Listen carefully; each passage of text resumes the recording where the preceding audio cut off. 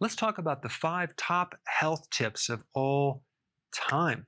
Someone suggested doing this on one of my YouTube videos. So I sat down and really took a look at what would be the most important tips that you should focus on. To do that, I had to first look at the top worst tips of all time, okay, which are some of these right here, then to come up with the best tips. It's just a good way to figure things out by looking at the opposite side.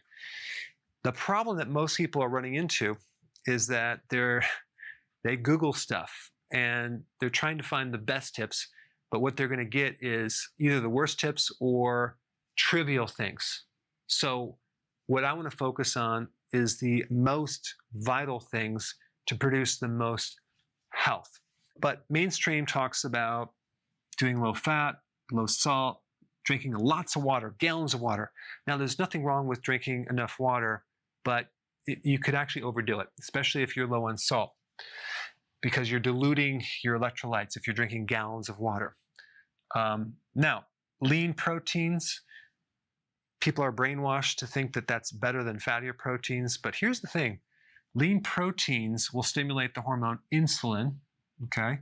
Which, by the way, this is the #1 tip. Most of you already know this, but for those of you that don't, keeping your insulin levels normal is probably the best health advice you can give someone, because that's going to result in preventing so many health problems, from inflammation to a fatty liver to metabolic syndrome to blood pressure to decreasing your risk of getting cancer, and the list goes on and on and on.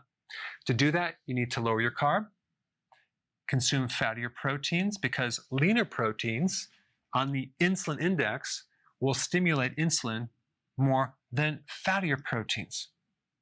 And that also includes consuming an egg in its whole form versus just the egg white.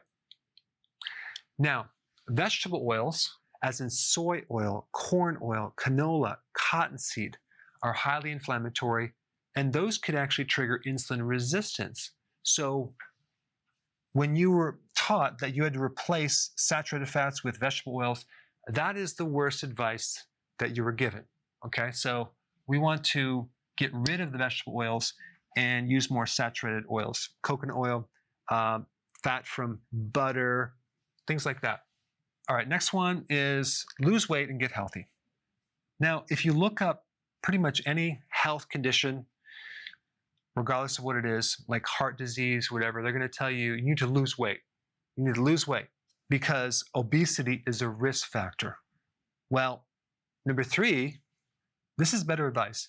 Get healthy to lose weight first, okay? Not lose weight to get healthy. This right here might sound really kind of simple and almost like idiotically obvious, but it's very, very powerful, because instead of focusing on your weight, you just focus on getting healthy. And guess what? You will lose the weight as a byproduct, but you'll also have a lot of other great things as well.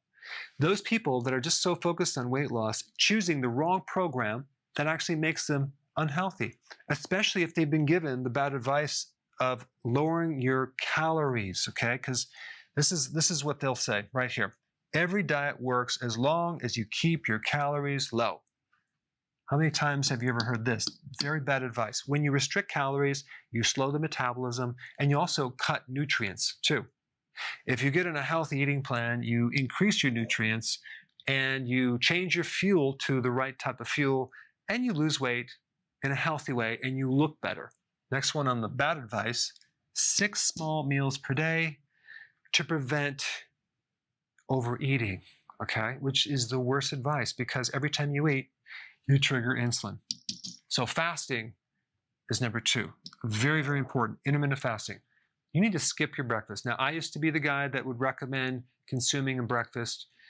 Well, I found out that was bad information, so I changed it in my book. You don't want to consume breakfast simply because you want to increase your time of fasting. It's going to really help you shift your metabolism into burning your own fat, and you're going to be extremely healthy if you do that. And so instead of lowering your calories, decrease the frequency of eating. And this one right here, which is at the top of the list, you need to stop snacking. Why? Because every time you snack, you stimulate insulin. So these two can be pretty much combined, but I wanted to separate them. All right, exercise. Well, no, that's a good thing. It's really good, but that would probably be down here at number 6 as far as a health tip. All right, reduce your added sugars. Now, this is always interesting. They tell you to reduce your added sugars to like 6 teaspoons of sugar per day. Well, that's still going to be way too high to get into ketosis because you're still going to increase insulin. So why don't they just tell you to get rid of all the sugars?